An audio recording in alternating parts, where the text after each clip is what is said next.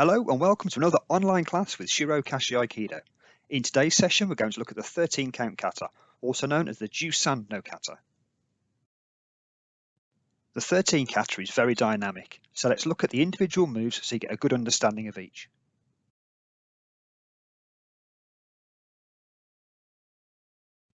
We start in Jo no Kamai, so the Jo is vertical in front of your left foot. You lower your posture so you can reach forward with your right hand to take the Jo underneath your left hand. You also raise the Jo slightly off the floor before turning it into Ski no Kamai. So the Jo is raised slightly as we reach forward. We keep the right shoulder back as we take the Jo. We pull back into Ski no Kamai and adjust our left foot also into Ski no Kamai before we make the thrust. And it's just a straightforward Chudan thrust to the center. Make sure when you finish the thrust, your right hand has gone just past your body. Draw the Jo back till your hand is right on the end before stepping forward with your front foot and making the thrust.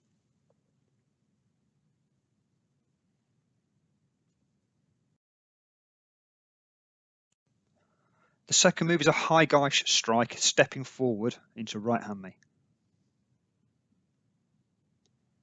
So once the ski's been made, we're going to raise the Jo in a block, bringing the hands together. The Jo rotates above the head, and we swap the grip so the left hand goes to the end of the Jo before stepping forward and cutting.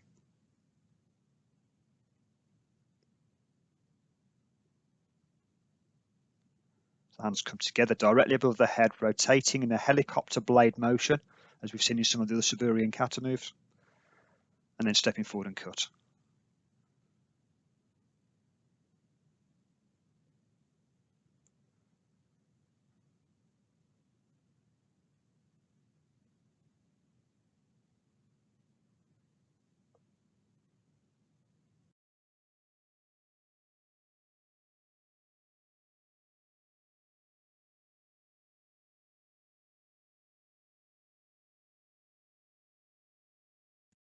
The third move is a raising block moving across to the left side.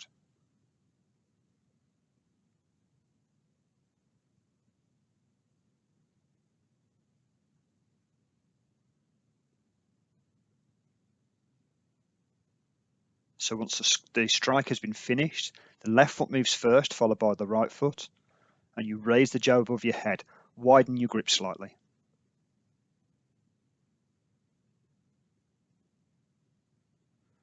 You also rotate your wrist back and make sure the Jo is straight above your head to prevent you being struck from above. Also ensure that you can see through the gap between your arms, you're not blocking your own view.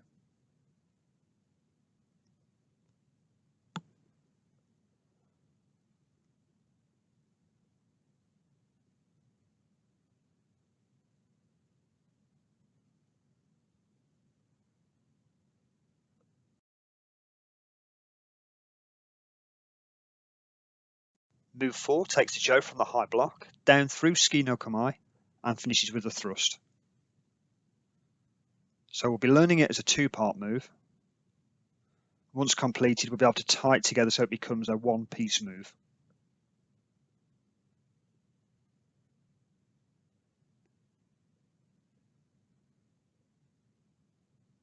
So if we watch from the front,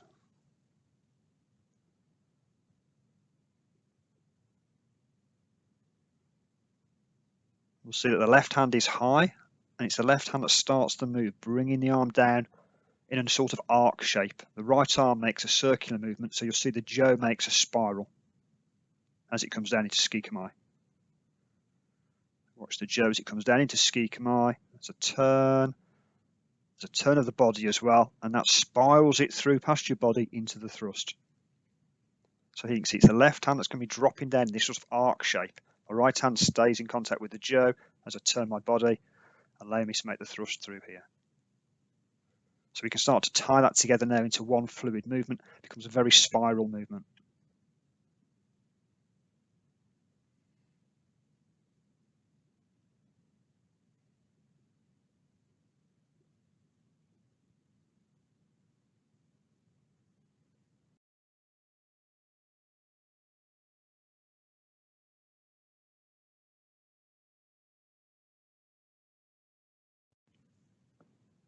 And move 5 is Hasso Geishi, turning on the spot 180 degrees to face the opposite direction. It's one of the more complicated moves of the kata.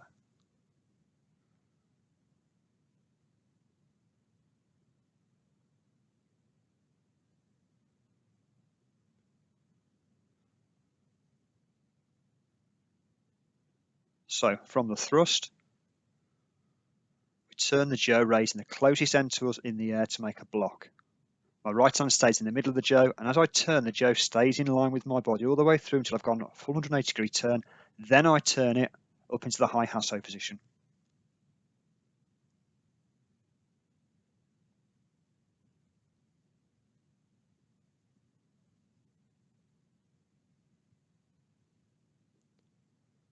So after the thrust, we're going to open our right foot. We're going to turn the jo in this angle so it crosses the body in protection, stays in front of me as I turn, step forward with my left foot, bring my right foot back into, so I'm in there in left hand knee, and finishing in the high Hasso. So from this angle, you'll see the block coming towards you. So if you imagine that you're attacking me, I'm turning around and blocking that strike before turning the jo over into the Hasso.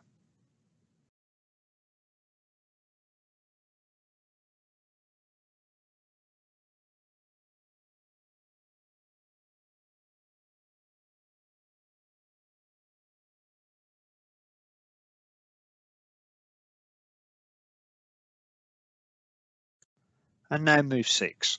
From the high Hasso Geishi position, we'll turn the body forward, drop the jo behind our back, and step forward with the Shomanuchi cut.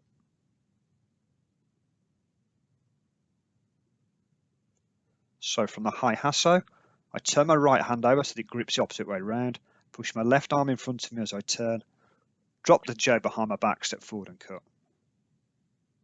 So I'll alter my grip, push the jo forward and turn, then step and cut. I'm making sure whenever I cut, the jo is always ahead of me, so it's blocking me, protecting me. So change the grip, push the left hand forward, turn the body, step forward as you're cutting.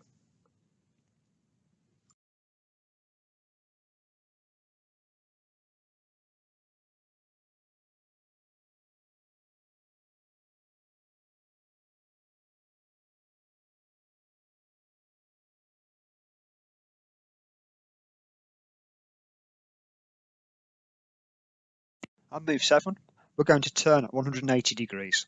We're going to use the tenkan movement, turning on the front foot, kicking back with that other foot, and having a raising, sweeping block as we do so. So here's the block on the tenkan now. So that's position 7. So we've made the strike. We make this sweeping up movement, bringing the jo way across to the side. And we always look before we turn. So we look and then we see what we're blocking. And then we're going to move the body.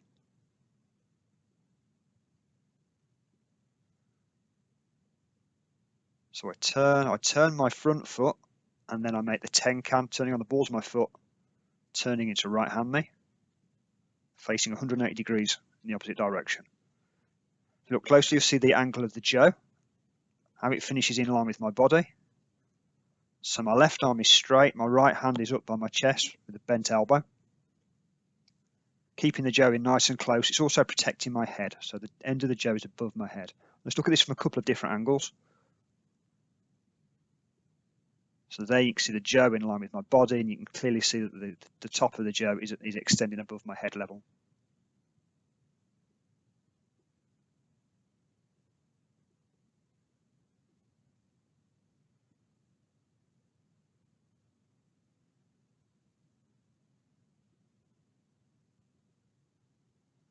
We've got a nice sweeping movement for move 7.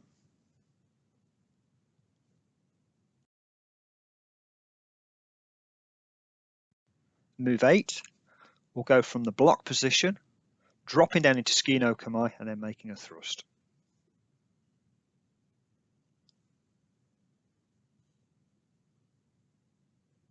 So quite a simple movement. There's the end of our block. We drop the jo down, turning the hips into ski no kamae, as you'll see here. I adjust my right hand so it goes a little bit further down the jo. So it slides down the jo as I turn my hips. I turn my right foot as well so I can make a nice thrust. By turning my body out of the way, it lets the jo go through in a straight line.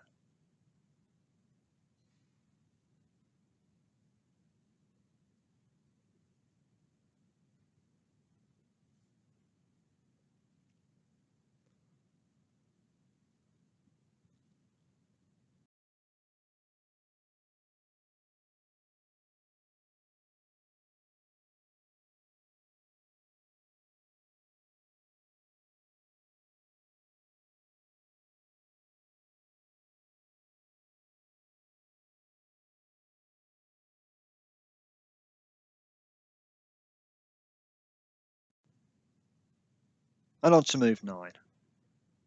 In move 9, we move from the end of the ski, draw the jo back into Gedan position.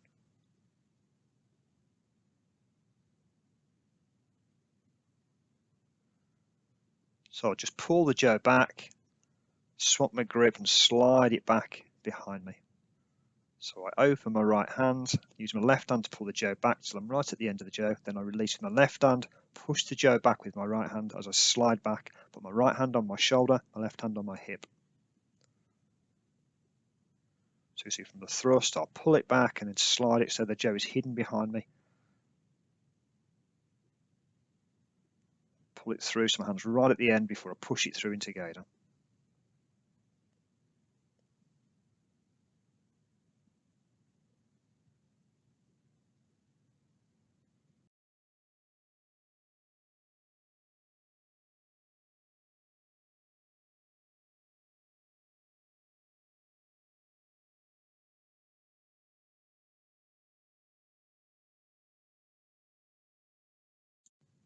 So in move 10, we're going to make an alternate geisha movement. So you'll be familiar with ski Gedan geisha. This move is similar, in which we make ski draw back into Gedan, but the geisha is a slightly different strike. We're going to bring the feet together, and the jo finishes this high angle instead. So my right hand drops down, so my arm becomes straight.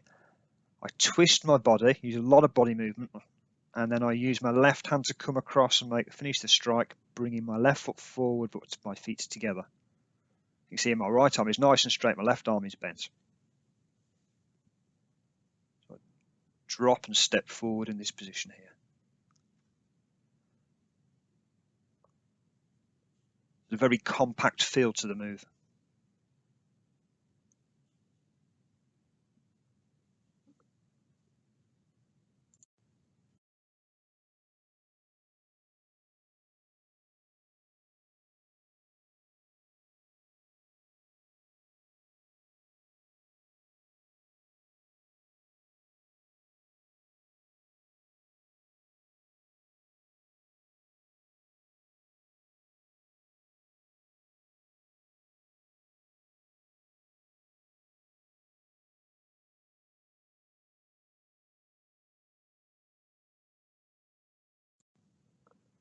And move 11 is simply a high thrust, a high ski move.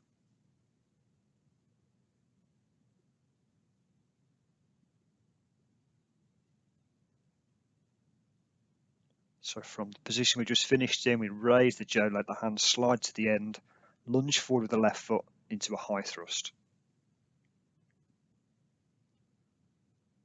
So I'm just raising my right hand up to head level, enabling me to make the thrust pushing through. Make sure that the jo has gone past my head, so there's no chance of me actually hitting my head in error. It's only likely to happen if you're with a partner, so get used to having the jo clearing the head there.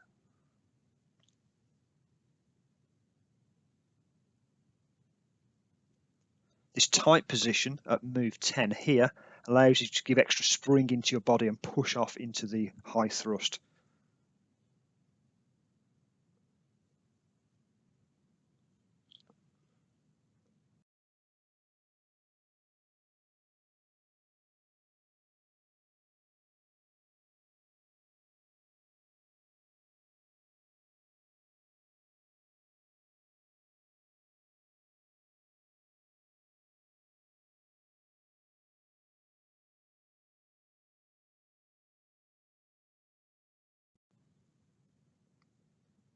And in move 12, We take the jo from the end of the high thrust position, turning end over end, moving it back into ski no kamae.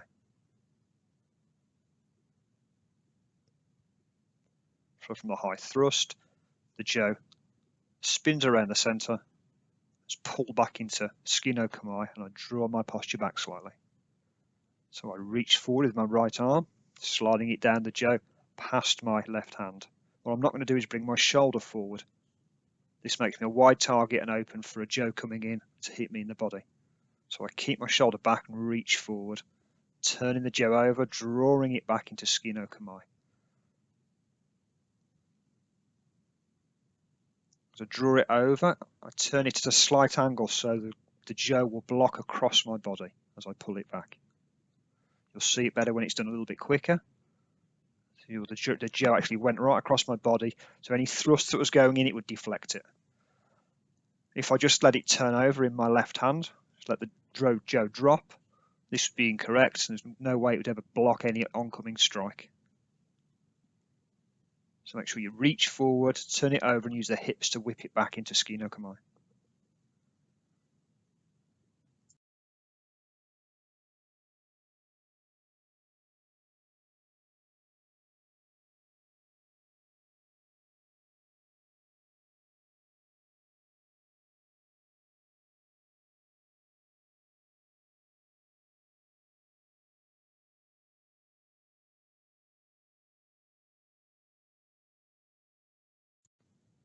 And finally, move 13. Taking the jo from ski no kamae, we just make a forward thrust, staying in the same hanmi.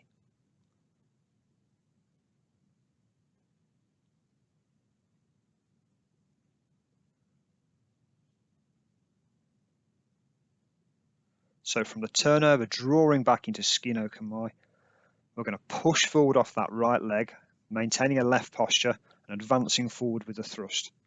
Make sure that the front hand releases the grip slightly to allow the jo to be drawn back and then thrusted forward. Don't keep the grip on the jo all the way through so that it just rocks. Make sure you pull it through and get the most extension you can on the ski.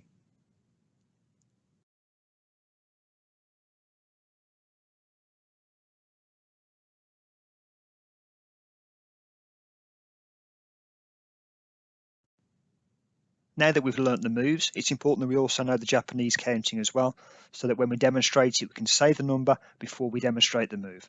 So let's run through it now. Ich, ni, san, shi, go, roku, sich, hachi, ku, ju, juich, juni, jusan.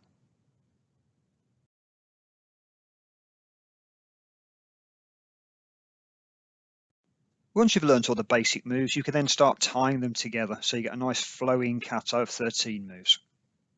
Have fun training this one. Hope you've enjoyed the class. I look forward to seeing you next time.